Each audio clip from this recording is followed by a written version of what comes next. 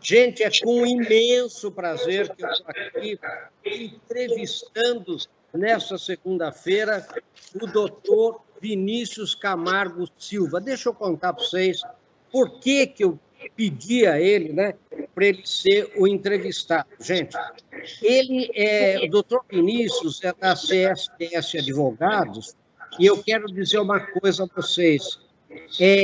Ele e o escritório dele são os mais renomados e respeitados, né, escritórios não só da região, aqui de Sorocaba, da região toda, como do estado de São Paulo e do Brasil. Gente, eu viajo o Brasil inteiro e ouço falar em todo o tempo do doutor Vinícius, do CSS Advogados, que é Camargo Silva Dias de Souza Advogado, e o doutor Vinícius, ele atua, gente, no contencioso empresarial, arbitragem, operações societárias, planejamento patrimonial e sucessório. Vocês vão entender por que eu convidei ele aqui. Né? Consultivo empresarial, societário e contratual. Ele é, obviamente, advogado, consultor de empresa, ele é mestre em Direito pela PUC de São Paulo, foi pesquisador do governo do CNPq de 99 a 2001, é professor de universidade, palestrante, conferencista. Então, deixa eu dizer para vocês por que eu convidei, porque eu estou vendo agora, gente, muito empresário falando para mim, professor do céu, eu agora estou meio medo de morrer com essa coronavírus, sei lá o que vai acontecer, e a minha vida está meio enrolada, os meus bens, a minha família, a minha sucessão, a minha empresa. Professor, o senhor conhece alguém?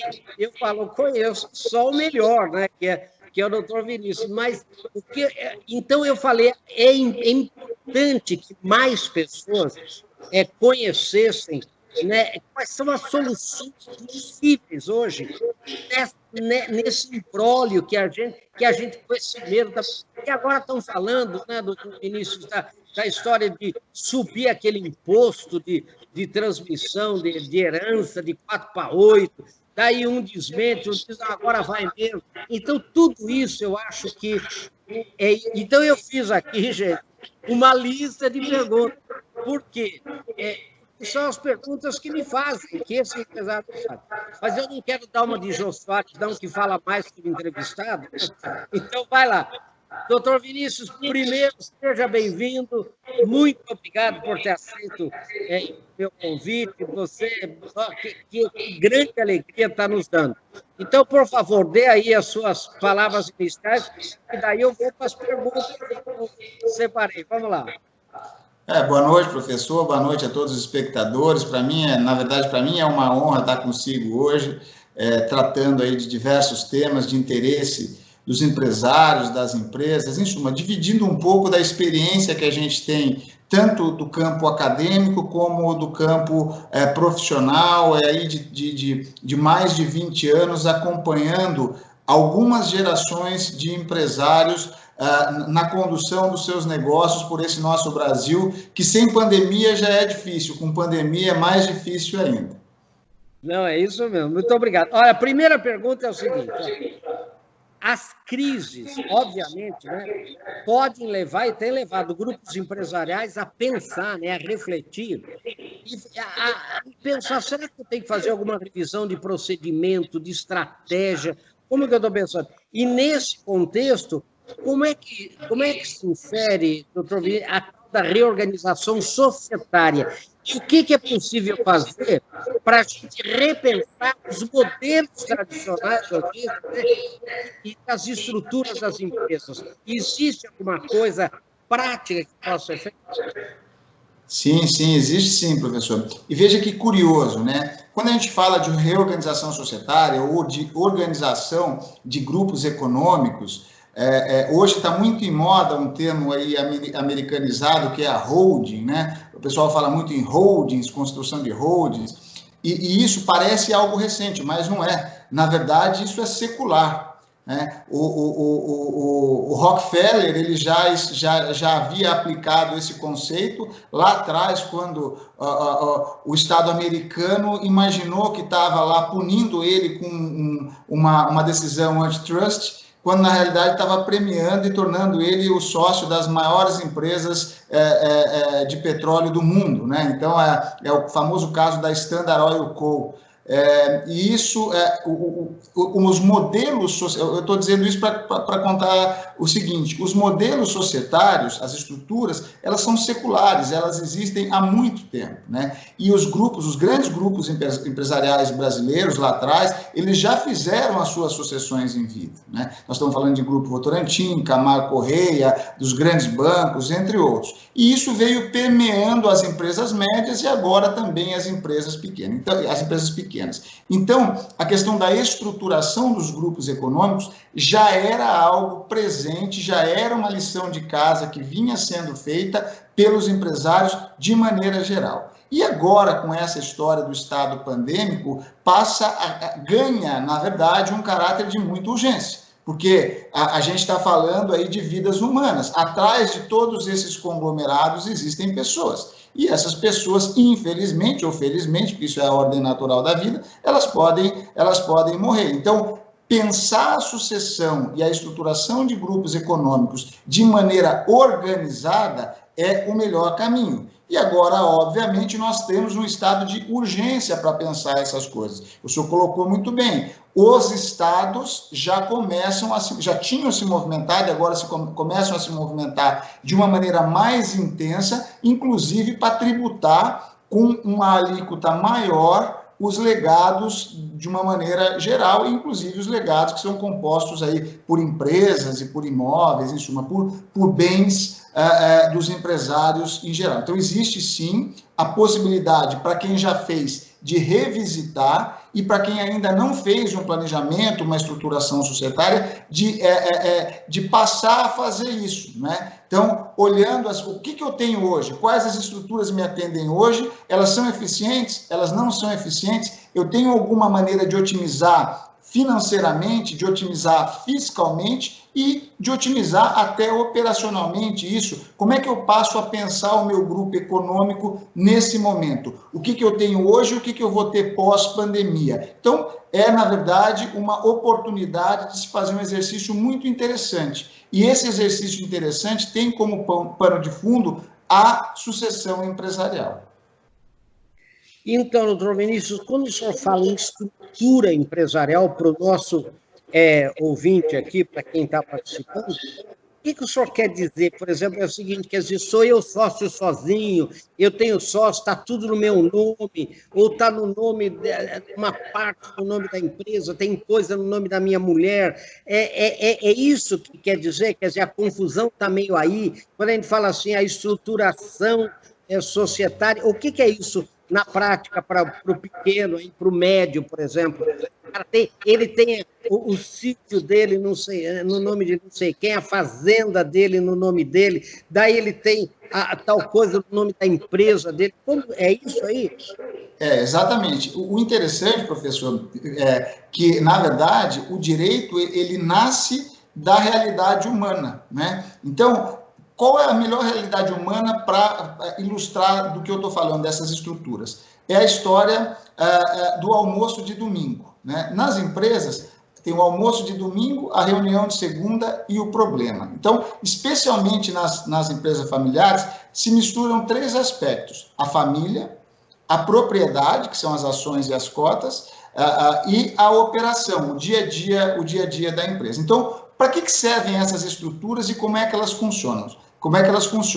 Elas funcionam para separar família, propriedade e operação. E de que maneira? Por exemplo, a família a gente coloca na holding, a propriedade continuam sendo as empresas operacionais, a que compra, a que vende, a que troca, a empresa do dia a dia, né? E que tem junto ali a operação. Então, o que seria uma estrutura básica de um grupo econômico? Seria colocar, se são multifamiliares esses grupos, cada família em uma holding, cada grupo separado ali, os conflitos individuais separados, Essas holdings participam das empresas operacionais, controlam as empresas operacionais e recebem os resultados. Então, isso é uma estrutura societária básica, não é? Separação da família e da propriedade nas holdings e nas empresas operacionais e a condução da operação e dos negócios sociais. É aquilo que a gente sempre brinca e comenta, né, professor? Nem sempre o melhor filho, o filho mais educado, mais bonzinho, aquele que respeita o pai, vai ser necessariamente o melhor sucessor. E, no mais das vezes,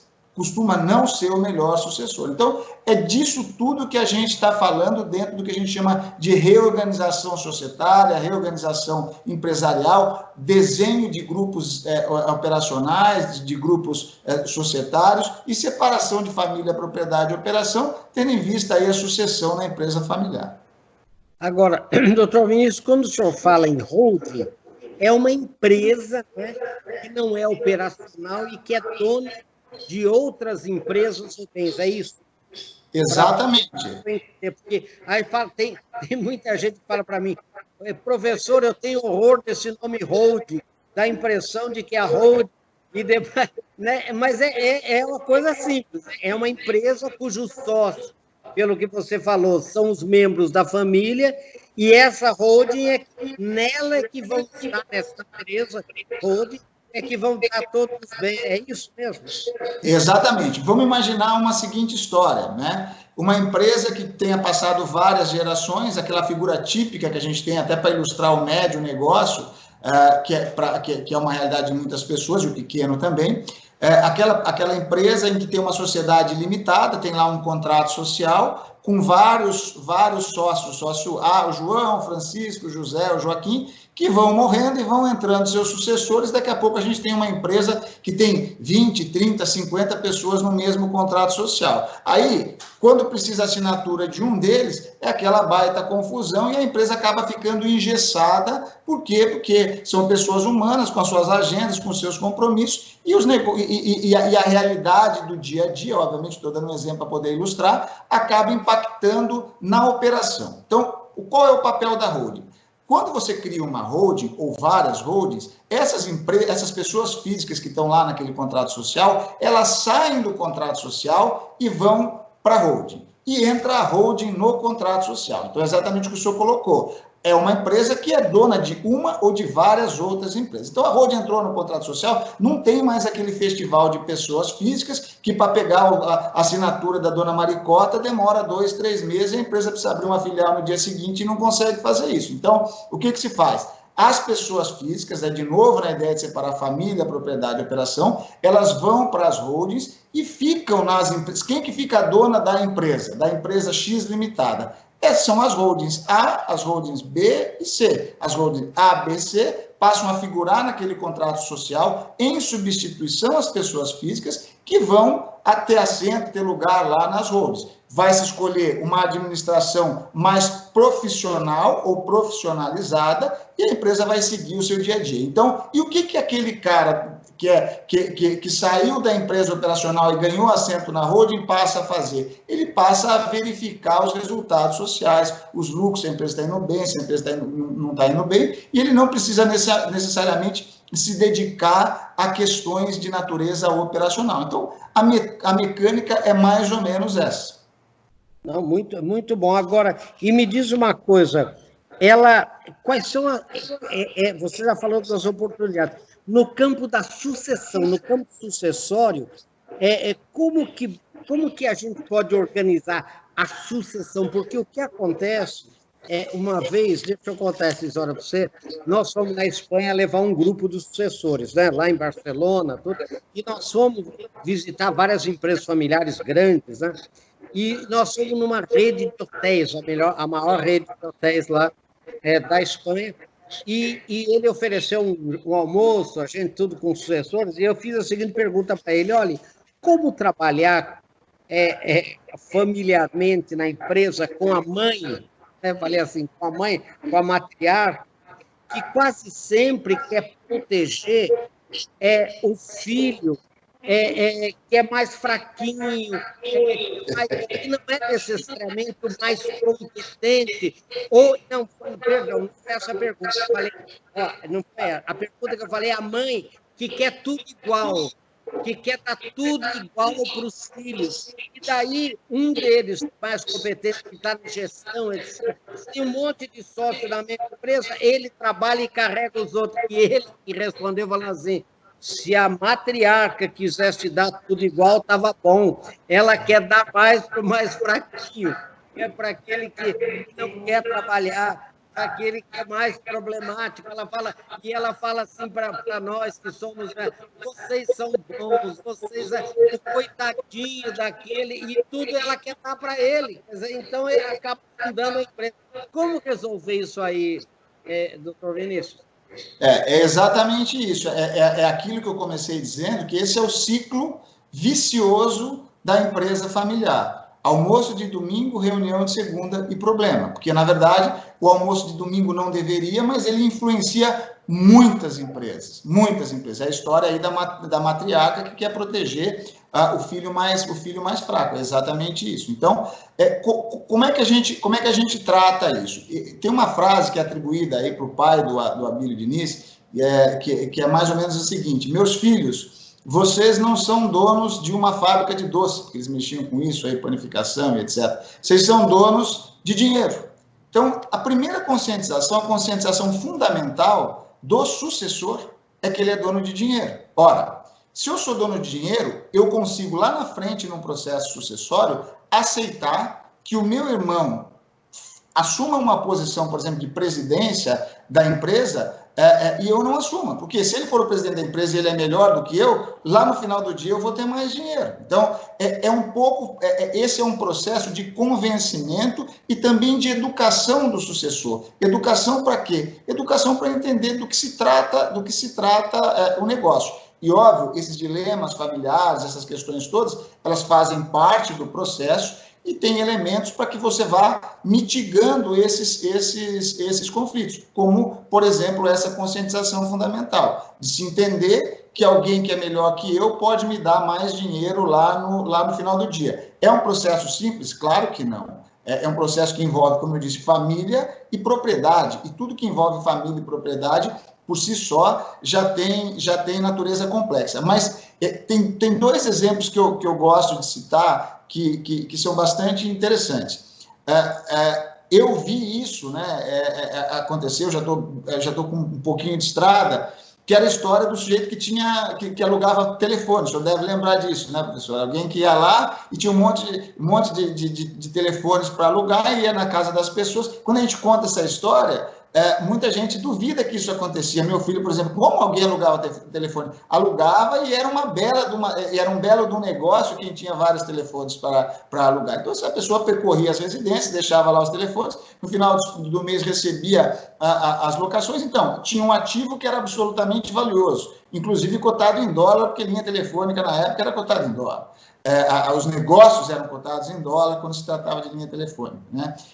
Recebia quase que a inadimplência era baixíssima, porque a retomada também era fácil, ela ia cortar a linha telefônica e pegar o telefone de volta. Então, um ativo valioso, uma geração de caixa belíssima. E o que se tem hoje quem locava telefone? Nada, deve ter os telefones velhos empilhados lá em algum canto, e ele deixou de ter um bom negócio. Então, aí entra uma segunda questão de conscientização fundamental do fundador e dos sucessores, que é a pulverização do capital. É olhar um pouco para esses negócios e entender: hoje eu sou dono de uma fábrica de doce, amanhã meu dinheiro pode estar em qualquer outra coisa e não mais numa fábrica de doce. Então, primeiro eu sou dono de dinheiro, depois conscientização fundamental.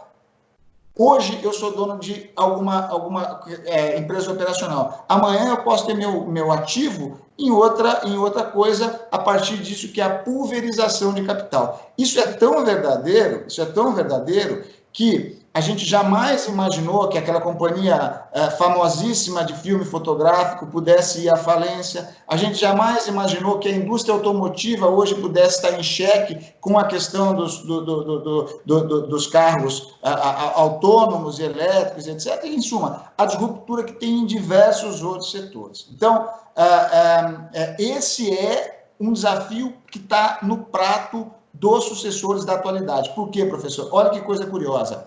Os fundadores, mais do que em qualquer outro tempo na história empresarial do mundo, não tiveram tão desafiados quanto hoje. Eu não estou falando de pandemia, eu estou falando de um mundo em mutação. Então, um grande desafio do fundador é, além de passar o bastão, de transmitir o legado para o sucessor, é entender como é que isso se dá dentro desse mundo novo, desse mundo em mutação. Que ele, que era um locador de telefones, que era um negócio extremamente profícuo e que rendia muito dinheiro antes, não existe mais. Então, como é que o sucessor se insere nesse contexto? E o sucessor ganha um papel relevantíssimo também, que é de traduzir um pouco para o fundador qual é, em que estágio a gente está dessa mudança e como é que ele pode apoiar esse fundador nessa mudança. O que tem acontecido muito, as empresas têm alocado sucessores nas áreas de novos negócios. E me parece que, no início de sucessão, é muito interessante acoplar, além do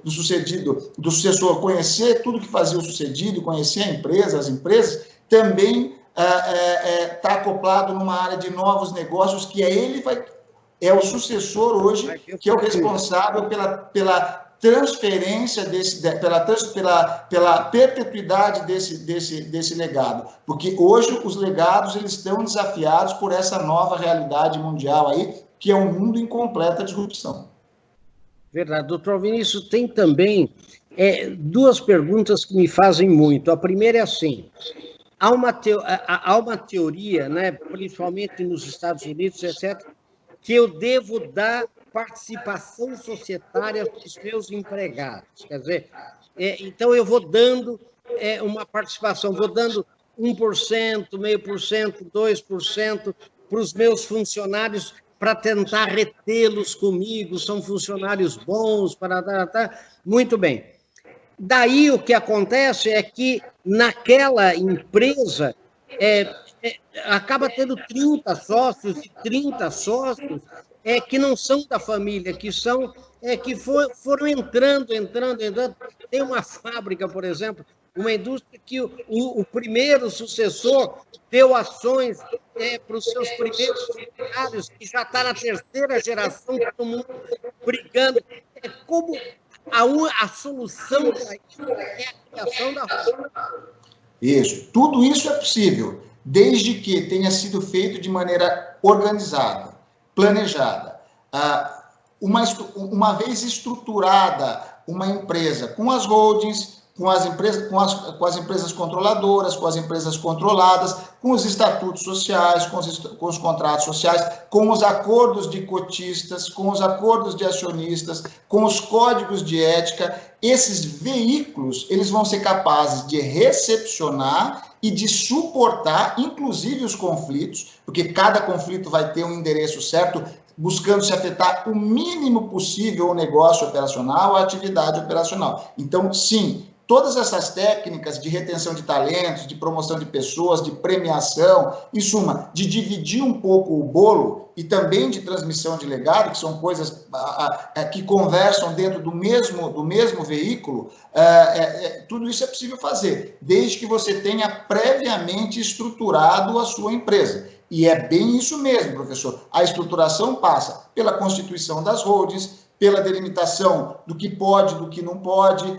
pelas regras que a gente chama de pedal para cima e pedal para baixo, do que podem os executivos e do que não podem os executivos. Isso tem que ser submetido à Assembleia Geral, ao Conselho, em suma, dependendo do tamanho da empresa, do tamanho da companhia. Então, é exatamente isso. Se você fizer com planejamento e executar de maneira correta essas estruturas, holdings lá em cima, depois uma controlada no meio, as empresas operacionais embaixo, e tudo isso pendurado num desenho só. E lembrando, o fluxo do capital é uma pirâmide, tudo vai lá para cima, então a decisão vem de cima para baixo, o poder permeia de cima para baixo, e o fluxo de capital vem de baixo para cima, ou seja, todos os resultados que são gerados nas empresas de baixo e nas intermediárias, elas chegam até o topo da pirâmide, que são as holdings que estão ali para controlar os negócios das empresas operacionais. Então, como eu falei, essa estrutura, inclusive esse sistema piramidal, ele é secular e tem funcionado muito bem no capitalismo moderno em empresas de todos os tamanhos.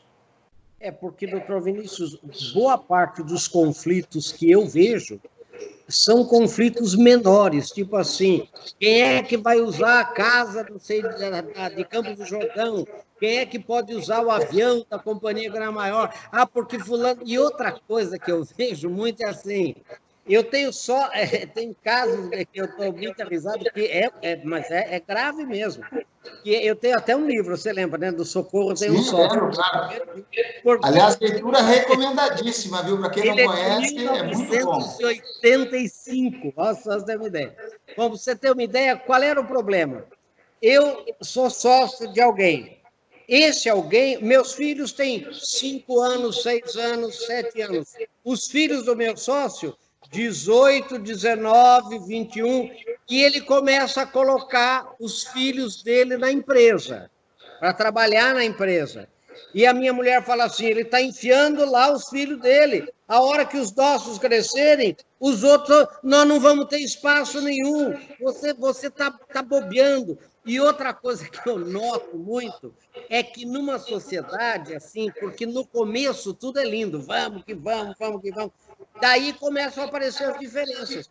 Eu, por exemplo, sou um sócio mais acomodado, eu quero uma vida boa, eu estou ganhando bem, né? Eu quero viajar com a família, eu sou mais família, etc. Mas o meu sócio, ele quer crescer a empresa, então ele não quer, tudo que a empresa ganha, ele quer jogar na empresa para fazer a empresa crescer. E eu falo, e a minha família, meus filhos, minha mulher falam assim, mas pera um pouquinho, a gente é sócio, mas nós não temos dinheiro para nada, quer dizer, tudo que ganha vai para a empresa, isso daí, olha, agora, isso que eu digo, como antropólogo, doutor Vinícius, eu vejo a coisa confusa é aí. Então, deixa eu dar para você responder em seguida.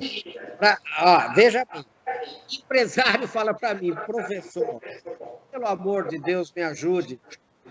Eu construí essa empresa para os meus filhos, para a minha família, para os meus filhos. E eles não querem saber da empresa, eles não querem nem ouvir falar. Quer dizer, eu digo assim, mas deixa eu falar para você criou filhos burros? Ele falou assim, como assim, professor? Eu falei, só se eles fossem burros. Deixa eu explicar por quê. Desde que eles são crianças, eles veem você na hora do almoço, se você almoçava em casa, mas na hora do jantar, com certeza, falar aquela desgraça da empresa, é que é só nego me roubando lá dentro. Você já tem 3 pontos de safena, 4 estentes, você nunca saiu de férias, você nem viu a família crescer, você quer que seu filho, ele sabe o que ele não quer ser igual a você. Quer dizer, tudo que ele quer na vida é não ser igual a você. Então, ele quer ser músico, ele quer vai ser zen, ele vai abrir uma pousada não sei onde. Agora, ele não quer... Mas, professor, a minha empresa eu vou entregar na mão de quem? Que conselho você daria, doutor Vinícius? Eu daria o seguinte conselho. Primeiro, planeje e estruture. De que modo? Desenhe as estruturas societárias mínimas que você precisa, implemente essas estruturas societárias e depois trabalhe em algo que a gente chama aqui modernamente, mas que na verdade nada mais é do que regra, de governança. Hoje a gente ouve falar muito da governança corporativa, governança societária. O que é governança corporativa e societária? Exatamente o remédio para isso que o senhor está acabando de colocar. É criar regras e criar endereço para os conflitos. Basicamente, esse é o conceito de governança corporativa, de governança societária. E de que modo? Por exemplo, fazendo uma conscientização de o que é ser dono do capital e o que é ser um executivo operacional. Porque o que acontece muito nas empresas, professor, que a gente nota muito, é que a figura do sócio confunde a figura do dono do capital, do capitalista, daquele que investiu, daquele que apostou naquele negócio, que fez crescer, e também do executivo operacional, que é aquele cara mão na massa, que ele vai lá. E essas pessoas podem não necessariamente ser a mesma pessoa, pode ser pessoas, devem ser, inclusive, pessoas diferentes, mas nas empresas, especialmente nas empresas familiares de médio porte, acaba se confundindo. Daí vai o cara lá na hora do almoço e reclama para burro da vida que ele tem na empresa. Então, é um pouco entender isso. Olha, o que é ser dono do capital e o que é ser um executivo operacional. E vem de novo aquela minha história meus filhos, vocês são donos de dinheiro, não de uma fábrica de doce. Porque, veja, se eu tenho um sucessor que tem vocação nenhuma para aquele negócio, Não adianta eu querer forçar que ele entre no negócio, que ele seja o melhor diretor comercial da empresa, se o negócio dele é ser músico. Não faz o menor sentido, porque ele não está preparado, ele não tem aptidão para aquilo. Agora, também não faz sentido eu construir um baita de um legado a minha vida inteira, deixar que esse músico vá lá e perca tudo, enterre o legado por estar absolutamente despreparado. Então, qual é o meio termo disso? Alguém que não vai acessar, um filho, um sucessor que não vai acessar a operação do negócio, tem que pelo menos, e aí vem a questão das estruturas e como elas funcionam bem, dentro de uma reunião mensal, de uma holding, bimestral, trimestral, de apresentação de resultado, balanço, demonstração, deu lucro, deu prejuízo, como é que foi o negócio, o sujeito tem que pelo menos entender daquele negócio, para saber se o pessoal está roubando, se não está roubando, se a empresa está indo bem, se a empresa está indo mal, se está endividada demais, se está endividada de menos, em suma, pelo menos olhar para o negócio é uma obrigação de todos os sucessores, de todos os sucessores. Eles precisam entender daquele negócio do ponto de vista analítico e não do ponto de vista de ir lá e executar determinadas tarefas operacionais, porque mais cedo ou mais tarde eles vão ser donos desse legado. Então, a primeira coisa é aculturar o sucessor a entender do negócio, ainda que ele não vai executar. Então, para esse empresário, o primeiro conselho é esse: não faça seus filhos terem medo da empresa e nem queira que eles sejam o presidente da empresa. Tente encontrar em cada um dos sucessores a vocação e faça com que todos os seus filhos, eles saibam do que se trata o negócio e tenham mínimas condições de analisar se aquele negócio vai bem, vai mal, vai mais ou menos, ou que medidas seriam necessárias para tomar, para conduzir esse negócio aí, para que ele tenha perpetuidade, para que ele seja lucrativo. Então, a primeira coisa que eu penso que seria importante é o empresário não tentar buscar um presidente herói entre os seus sucessores, tá certo? Que pode nunca existir, e também não afugentar os demais sucessores que não têm vocação para presidente herói, de entender daquele negócio. Porque eu posso ter alguém que é ruim ou péssimo do ponto de vista operacional, é um baita de um analista e fala, estamos indo bem, estamos indo mal, e não se deixa ser roubado, e não se deixa roubar, e nem deixa os seus irmãos serem roubados. Isso não estou dizendo roubar como um termo aí, mas para o pessoal poder entender. Entendi. E é isso que muito sucessor, empresário me diz: Marins, os meus filhos não entendem nada do negócio, não querem entender.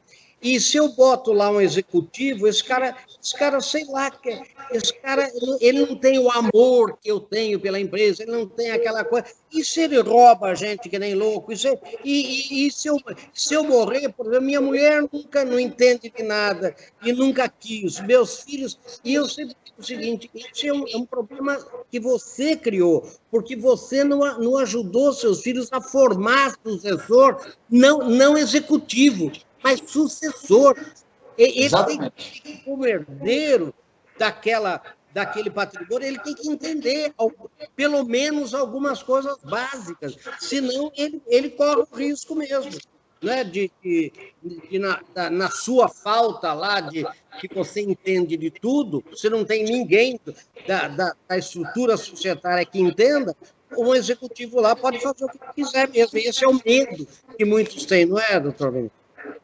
Exatamente. Então, e é por isso que o sucessor ele precisa entender do negócio, ainda que ele não vai operacionalizar, e dentro do patamar dos executivos da empresa, seja uma empresa pequena, média ou grande, eles têm que ser treinados, e esses executivos, por mais importantes que eles venham a ser, eles também têm que formar os seus sucessores. Porque, de repente, o cara vai... a gente conhece várias e várias histórias que eram de empresas muito prósperas, tocadas por 1, 2 ou 3 executivos, que no falecimento ou o sujeito foi lá, resolveu mudar para o Himalaia, a empresa desanda porque não tem ninguém que conheça aquele negócio. Então, para que eu possa alçar a um conselho de administração, ou a uma holding, ou a qualquer acompanhamento, para que eu deixe a operação, é importante que eu forme o meu sucessor, e esse sucessor forme por consequência, o seu sucessor, e a empresa continue rodando. E, professor, é muito comum. Aqui em Sorocaba, por exemplo, pegar o exemplo de Sorocaba, não precisa a gente ter feito processo de sucessão no Brasil todo, no país inteiro. Eu vou pegar um exemplo de Sorocaba, não vou dar nome, mas vou pegar um exemplo. Uma família, que é uma empresa multifamiliar, ou seja, várias famílias, nesse caso, 3 famílias, né? Teve que, em algum momento, aqueles que construíram o negócio tiveram que deixar esse negócio. Deixar em que sentido? Colocar a nova geração, os sucessores, para que esses sucessores se ambientassem e os mais vocacionados tocassem o negócio e eles fossem ao conselho de administração e depois ficassem nas holdings acompanhando os resultados. E é muito difícil para o fundador fazer isso, professor. A relação do fundador... Exatamente, a relação do fundador com aquilo que ele pariu, porque, na verdade, aquela empresa foi parida por ele, desde o começo, muitas empresas foram construídas tijolo a tijolo, era nada, e o cara faz um baita de um conglomerado. A relação é muito umbilical do fundador com a empresa. E é muito difícil ele deixar alguém, especialmente um filho, um sobrinho, ou alguém de uma família próxima que tenha construído aquilo conjuntamente, tocar esse negócio. Porque é aquela história, será que consegue? Será que é capaz? Será que pode? E eu vou responder, se for bem treinado, com regra, eu vou dar um exemplo. Nessa companhia que eu estou mencionando, qual era a regra para um sucessor entrar na empresa operacional? Ele tinha que ter experiência externa e exterior de pelo menos 3 anos. Ele tinha que concorrer com executivos de mercado em igualdade de condições. E a empresa precisaria da vaga, ou seja, não se criaria um determinado posto para que um sucessor fosse lá. A gente costuma brincar, quando a gente faz organização societária, que primeiro a gente constrói as caixinhas. O que precisa? Para depois colocar assento nas caixinhas. Não o contrário. A gente não cria assento para pegar lá o músico e botar ele para ser o diretor de artes da empresa. Não.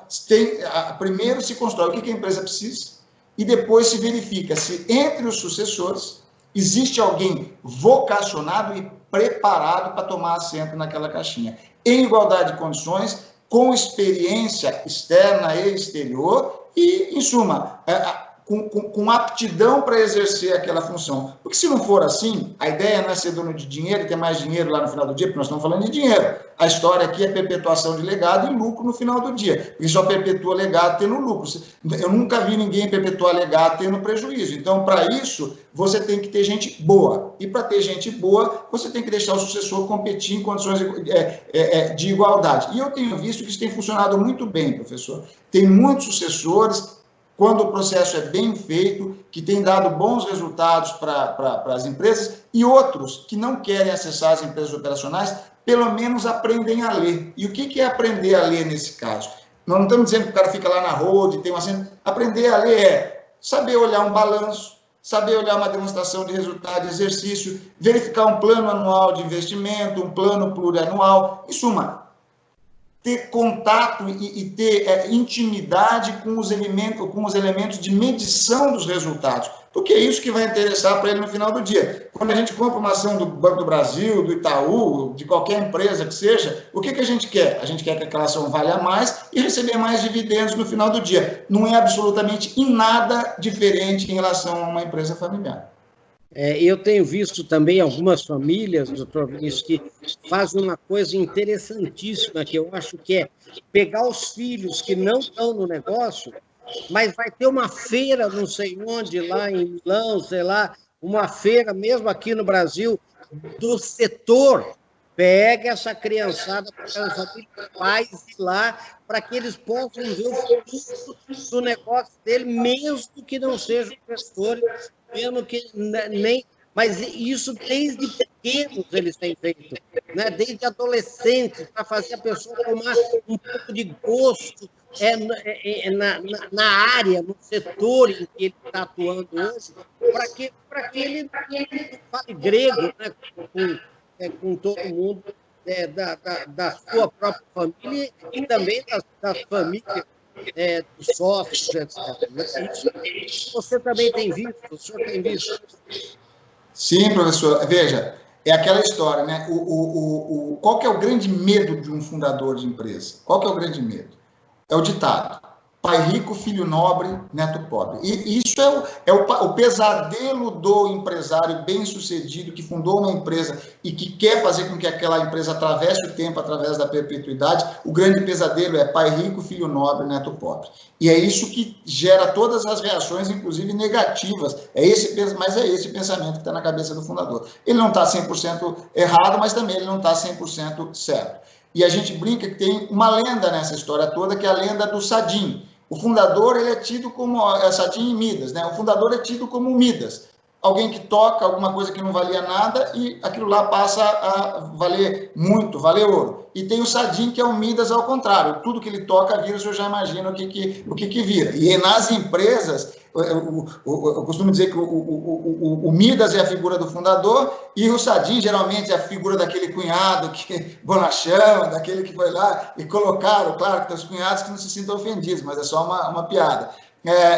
Que colocaram lá para cuidar de alguma situação, e esse cara, a gente costuma brincar também, né, professor, como nós já fizemos isso em algumas palestras, pior do que um burro é um burro motivado. Então, aí esse sujeito, quando ele está motivado, ele é desastroso para a empresa. E isso está dentro desse contexto que o senhor está colocando aí, que é: como é que eu evito a figura do Sadim, que é justamente fazendo com que tenha na família, nos sucessores, o engajamento, ainda que não seja um engajamento de natureza operacional, é um engajamento em relação ao negócio. O cara tem uma empresa de veículos, ele tem que fazer o cara de alguma maneira, ainda que o sujeito não saiba dirigir, não saiba...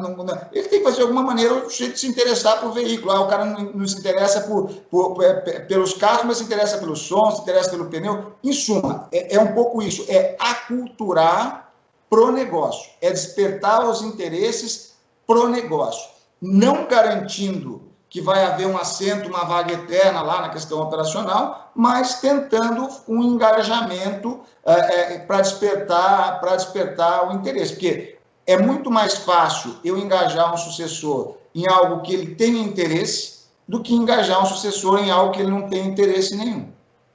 Agora, para a gente encerrar esse tema de sucessão, o senhor começou a falar aquela coisa do imposto, né, das questões relacionadas aos legados, ao imposto. Hoje, comparando o Brasil com outros países, esse imposto ele ainda é baixo, tem uma tendência a subir, e o Conselho, então, com certa urgência, os empresários tirarem, porque daí eu pergunto o seguinte: quando se tem uma holding e o empresário morre, por exemplo, como é que fica esse imposto de sucessão? Qual é essa vantagem aí?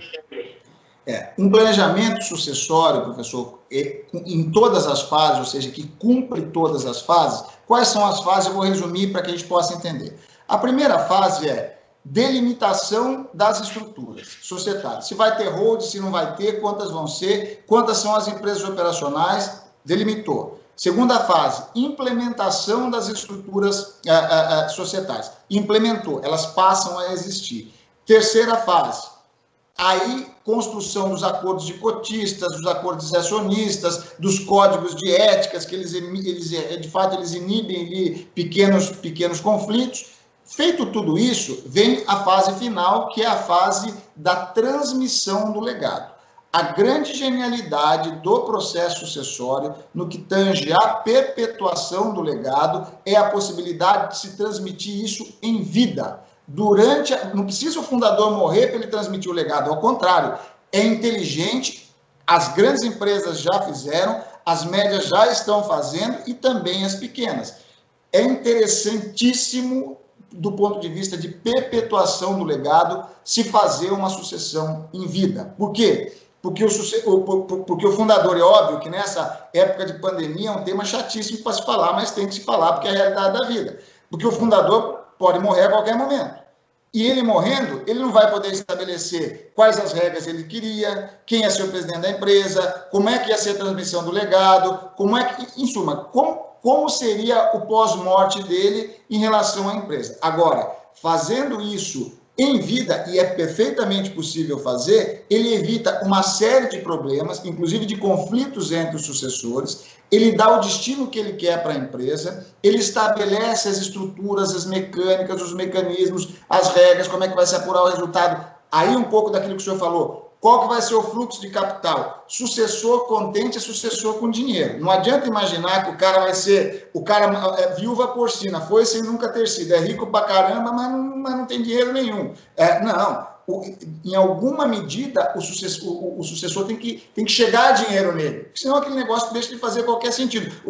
Qual seria o sentido de eu ser dono de uma empresa que eu não recebo dividendo nenhum dela? Isso não faria sentido nenhum. Então, é possível fazer em vida, faz sentido fazer em vida, e isso pode, inclusive, no Brasil, hoje, proporcionar uma economia fiscal. Por que uma economia fiscal? O senhor perguntou na questão das alíquotas. A alíquota do Imposto de Transmissão Causa-Morte e Doação, que é o ITCMD, que é uma alíquota, na verdade, de natureza estadual, no estado de São Paulo, por exemplo, ela é 4%.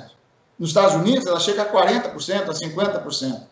Em países nórdicos, aí ela chega até 80%. Então, veja que... E antes, no estado de São Paulo, era zero. Era zero.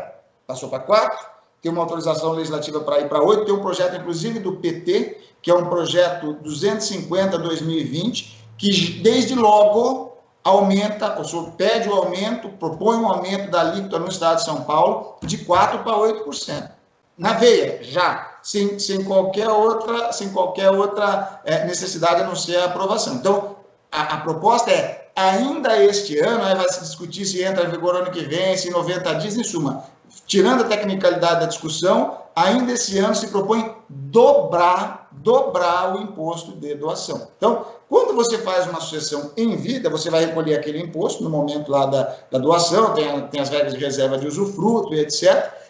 Lá na frente, se você morrer, você não vai ter inventário, não vai ter juízo, não vai ter discussão judicial, não vai ter nada. O fundador precisa só fechar o olho e partir dessa para melhor. Por quê? Porque não vai existir nenhuma necessidade de processo judicial, inventário, discussão, recolhimento adicional de imposto, em muitos casos. Em suma, vai ser resolvido em vida, naquele momento, com aquela configuração jurídica, ou seja, uma alíquota conhecida hoje de 4%, e não uma alíquota desconhecida que pode vir a ser 40%, 50%, 70% ou 80% se copiar lá os países nórdicos. E, obviamente, ninguém é ingênuo a imaginar que num estado de contas públicas como está o Brasil hoje, que vai se diminuir uma alíquota. A tendência é só aumentar a alíquota, aumentar os custos aí para se fazer isso.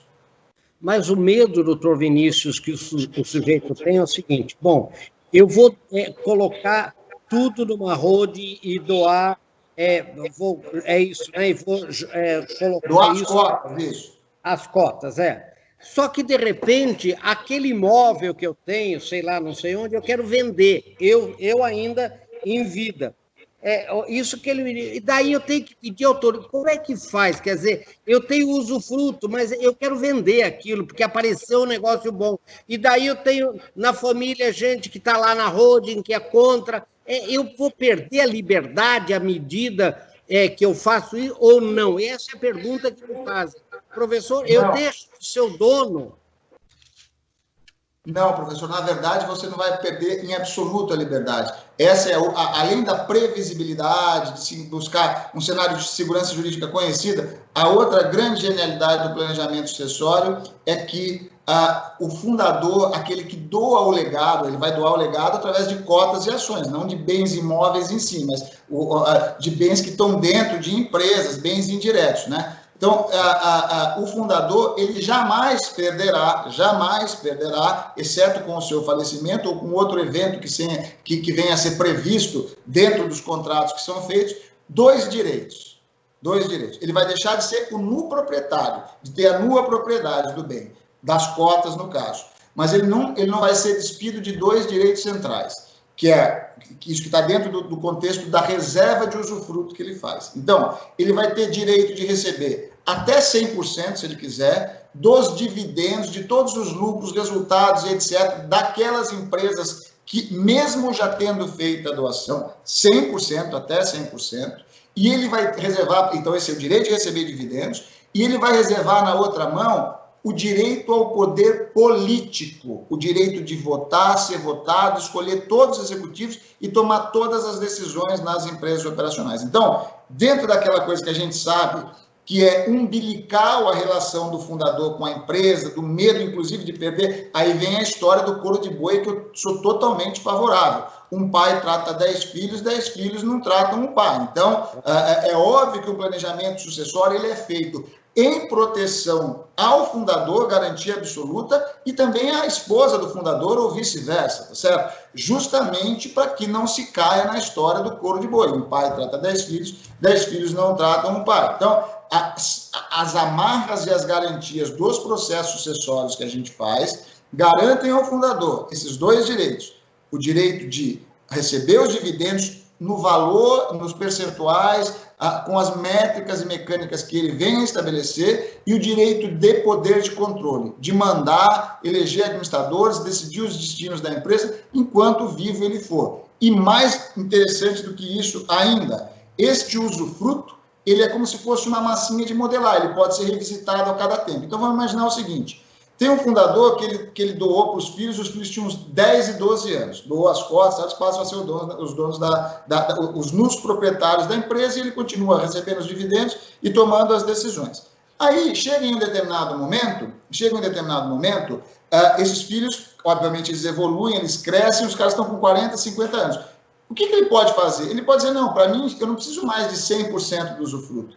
Eu posso ficar com 60% e deixar 20% para cada um. Então, ele vai estruturando à medida em que o tempo vai passando, porque um processo sucessório, professor, é importante entender isso também, ele é um processo de natureza dinâmica, ele segue a dinâmica da vida. Ele, obviamente, ele não vai ser revisitado a cada ano, mas a cada 5 anos, a cada 10 anos, a cada 15 anos, seguindo a dinâmica da vida. Outra cláusula, que é importantíssima no planejamento sucessório, chata de falar, mas importante, é a reversibilidade da doação. O que é reversibilidade da doação? Quando o empresário doa, e é importante dizer isso, ainda que isso possa ferir alguma suscetibilidade, ele desvia do genro esperto e da nora ligeira, porque os legados, quando eles são transmitidos com 3 cláusulas: incomunicabilidade, impenhorabilidade e inalienabilidade, como maneira de manter aquele legado no vínculo de sangue e impedir que terceiros que não estão dentro daquele vínculo de sangue acessem esse legado. E em sucessões muito novas, qual é a outra cláusula que a gente costuma colocar? A reversibilidade da doação. Então, eu dou as minhas cotas, só que eu digo o seguinte: se o meu filho morrer antes do que eu, as cotas voltam para mim, que é a reversibilidade da doação. Então, em sucessões menos maduras, a gente costuma utilizar isso, justamente porque a gente não sabe o que pode acontecer, e esse legado volta ao fundador. Em sucessões mais maduras, essa cláusula já faz sentido, desce com incomunicabilidade, impenhorabilidade, inalienabilidade, mas sem reversibilidade. Porque vamos imaginar o seguinte: eu dou hoje a uma alíquota conhecida de 4% do CMD, e deixo uma cláusula de reversibilidade, daqui 10 anos, meu filho vem a falecer, por exemplo, e a alíquota está de 40%, quando voltar e descer o senhor entendeu? Então, tem que não existe, em planejamento sucessório, em reorganização societária, em estruturação de grupo empresarial, não existe uma camisa feita para todos os corpos. É alfaiataria, é olhar cada situação, cada caso em concreto, cada grupo em concreto, cada família em concreto, e buscar, dentro da técnica que existe disponível, buscar criar um modelo que vista para aquela realidade. Essa é a melhor maneira, alfaiataria. Planejamento sucessório, reestruturação de grupo, quem faz copiando o que os outros fizeram, aplicando modelos, não tem sucesso. É importante gastar tempo e construir uma ferramenta de alfaiate. Agora, doutor Vinícius, eu perguntei isso porque há poucos dias eu estava com um empresário grande, né, de uma família, segunda geração, que tem uma indústria muito grande, e ele diz o seguinte, por exemplo, agora os americanos estão querendo comprar a nossa empresa, e tem irmãos meus que não querem vender, meu pai, que é o fundador, quer vender, outro não quer dizer, então meu pai falou assim, maldita hora que eu fiz isso, que eu dei para vocês, se fosse só minha eu venderia. como é que faz para o cara continuar tendo uma cláusula? Porque está aí inaliabilidade, é inalienável, mas ele pode ainda vender sem a aquiescência de todos ou não? Depende. Se for um planejamento sucessório em que tiver cláusulas, por exemplo, as empresas operacionais, professor, elas sempre poderão ser vendidas. Vamos imaginar o seguinte: a holding A e a holding B são donas de 30 empresas comuns, tá? Aí eles querem vender a empresa número 29. Quem é que vai vender? Vai ser o fundador que doou as cotas? Não, é a própria holding que vai vender. E ela pode vender como se ela estivesse vendendo um imóvel. É a mesma coisa que o cara que faz planejamento sucessório com empresas com imóveis. Ele coloca 100 imóveis lá no ativo, ele vende a hora que ele quiser aquilo que era imóvel, vira dinheiro, que vira caixa, que vira lucro a distribuir. O mesmo raciocínio é com a empresa. Então, respondendo, não necessariamente amarra a venda das empresas operacionais. Vai amarrar a venda da holding, mas não das empresas operacionais. Então, e já não se faz holding mesmo, imaginamos um grupo desse com 30 empresas, ou com 20, ou com 15, a holding ela vai ficar estática, não obstante ela possa ser mexida depois, e o que vai ser móvel vai ser a empresa A1, A2, A3, A4, A5, que vai poder ser vendida de qualquer maneira. E ainda nessa questão das vendas, os próprios acordos de cotistas e acionistas nessas empresas operacionais podem prever, por exemplo, cláusula de drag along, cláusula de tag along, ou seja, o cara não quer vender, mas ele é obrigado a vender se todo mundo vender. Entendeu? Ele é dragado na venda. Então, porque pense, a aplicação disso no processo de estruturação de empresa é a mesma aplicação da companhia aberta. Aí eu tenho uma ação da Petrobras, a Petrobras quer vender e eu impeço a venda. Não faria sentido nenhum. Eu sou dragado nessa venda.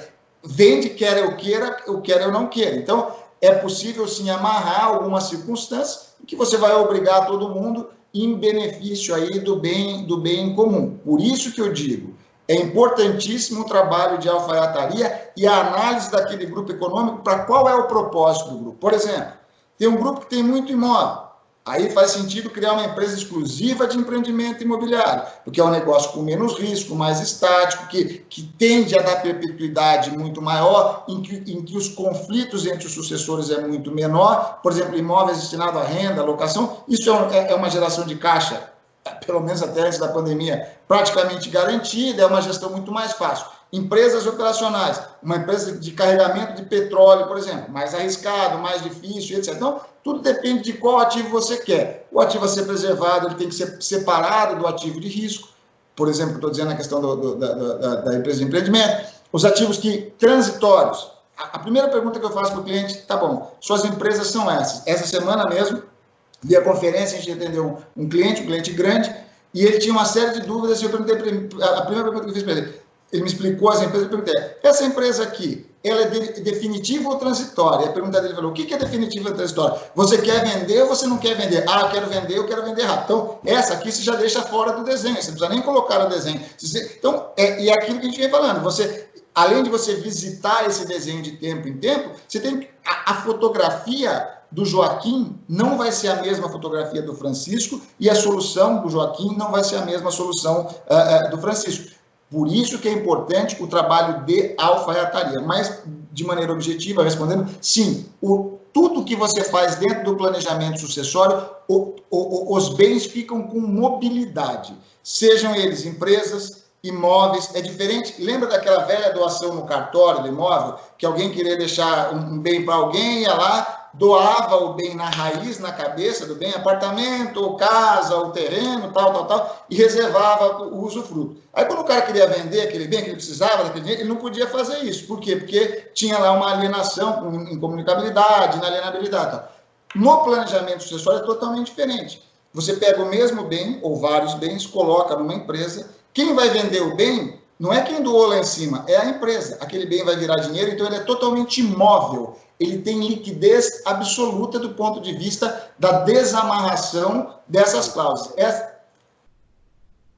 Isso que é importante. Agora, então, deixa eu só falar uma coisa para você. Nós vamos, em seguida, apresentar para todo mundo aqui que tanto o doutor Vinícius como eu, nós vamos fazer um tipo de um café da manhã, né, doutor Vinícius, aqui, talvez aqui na fazenda mesmo, para discutir esses assuntos de sucessão e de empresa familiar.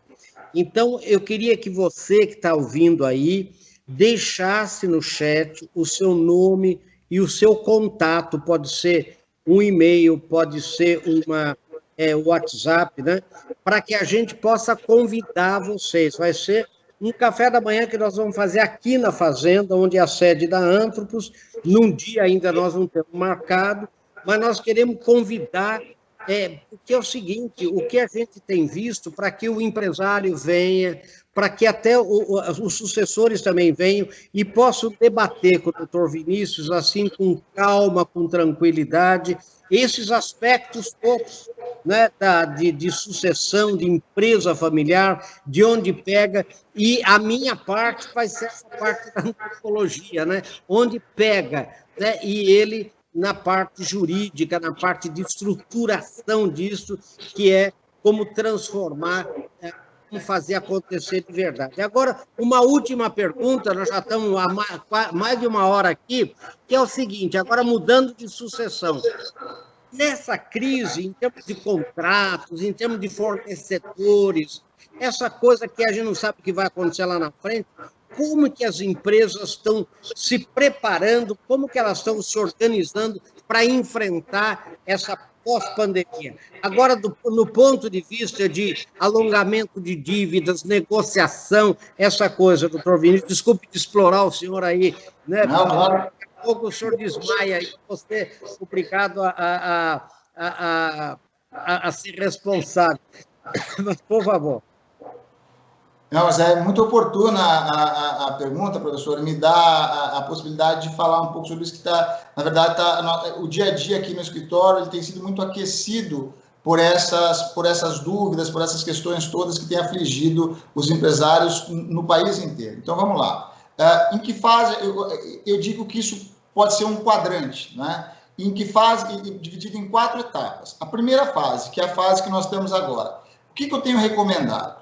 A nossa recomendação aqui no escritório tem sido: negocie, converse, combine, discuta os contratos com os seus fornecedores, com as partes relacionadas, prestadores de serviço, aluguéis. Aí a gente tem tido muita questão na questão das locações, especialmente nas locações comerciais, os contratos de fornecimento na modalidade take or pay, ou seja, que o cara tem uma encomenda que ele tem que comprar aquele nível de insumo. Em suma, todos esses contratos, a primeira recomendação é: negocie, converse, busque alongar, equalizar, estabelecer, modular com razoabilidade, boa-fé, proporcionalidade, tentar encontrar consensualmente, que esse é o melhor caminho, uma solução.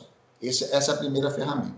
Segunda ferramenta: não deu certo isso, aí você pode subir um pouco o tom, com notificações, interpelações, uma conversa mais no juridiquês aí, para as partes perceberem que, de fato, se não conseguirem um consenso, aquilo pode ter uma solução até judicial. Aí uma terceira etapa, que é a revisão episódica desses contratos. Então, eu tenho um contrato de locação, por exemplo, em que o locador não tem nenhuma sensação, que é uma loja de shopping center, por exemplo, que está fechada, que não tem receita e que o locador do shopping center insiste em cobrar a locação.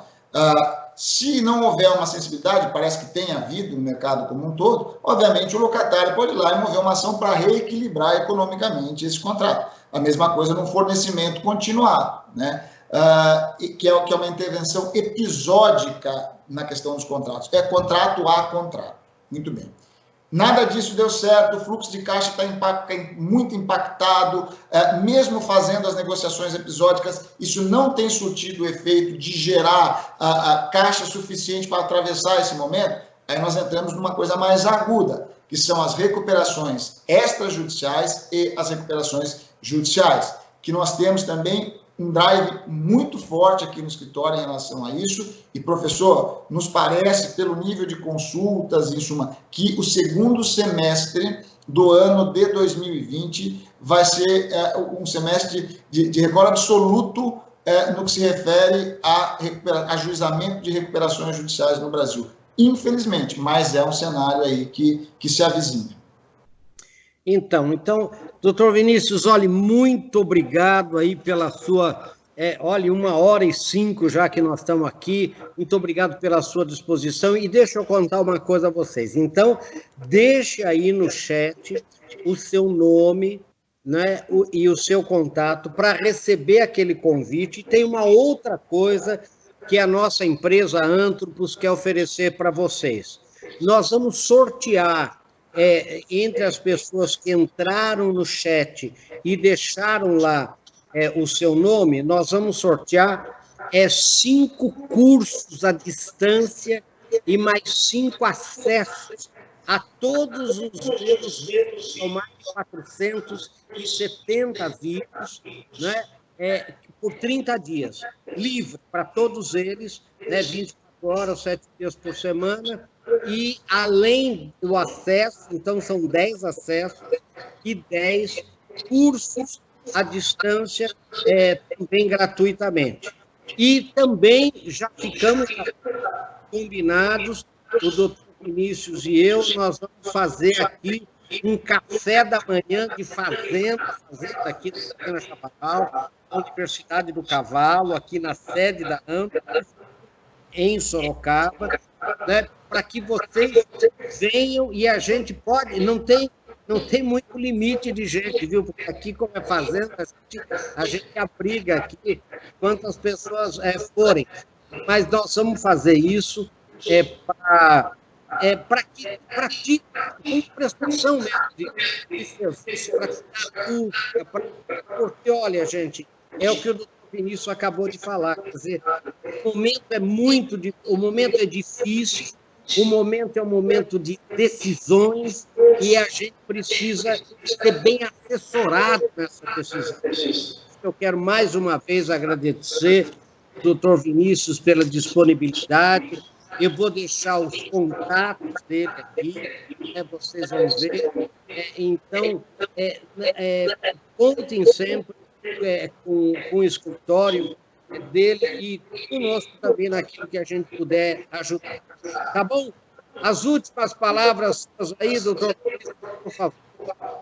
Professor, ainda sobre a questão do workshop, vamos sim realizar na Fazenda, vai ser muito bacana um café da manhã, eu com algumas colocações de estrutura e natureza jurídica, o senhor com as colocações gerais a respeito do meio empresarial, e a sua vivência, que é extremamente rica nesse aspecto, e eu estou imaginando aqui levar também 2 cases de empresas que nós fizemos, com empresários, com grandes empresários, que possam dar o depoimento deles, como é que foi para eles o processo, como é que eles encararam isso. Eu vou pegar pessoas que têm estágios sucessórios diferentes, eu acho que vai enriquecer muito o nosso evento aí na Fazenda.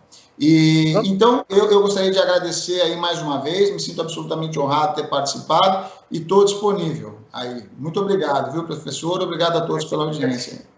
Gente, a gente que agradece. Então, olha, muito obrigado mesmo por tudo e pela audiência de vocês. Gente, então, agora, aguardem, nós vamos esperar essa pandemia dar uma passada, dar uma baixada, a gente poder acabar com esse distanciamento social obrigatório e deixem aí o nome, tudo para receber o nosso convite.